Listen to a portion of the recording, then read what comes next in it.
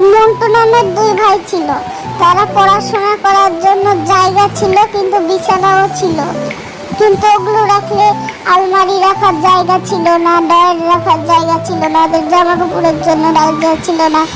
তাই জন্য ওদের বাবা ওগুলো সব হটাই দিয়ে একটা মিস্ত্রিকে ডাকলো। মিস্ত্রি তার ফার্স্টে বিছানা বানানোর জন্য স্ক্রুড্রাইভার দিয়ে একটা লেয়ার বানালো, তারপরে বিছানা লাগালো বড় ছেলে, এখানে শুবে। তাই এখানে তারা চার্জে দেওয়ার জন্য একটা ইয়া বানালো, আর একটা গ্লাস আর পর্দা লাগাই দিল, এখান দিয়ে সে দেখতে পারবে। তারপরে সিঁড়ি বানাই দিল, সিঁড়ির মধ্যে অনেকগুলো ড্রয়ার ছিল যেখানে ওরা নিজেদের জিনিসপত্র রাখতে পারবে, বইটাই রাখার জন্য জায়গা। তারপরে ওরা ওদের জন্য একটা জায়গা রেখে দিল যেখানে ওরা হেডফোন থেকে শুরু করে অনেক কিছু রাখতে পারবে। তারা একটা তারপরে একটা কাজ করার জন্য ওদের একটা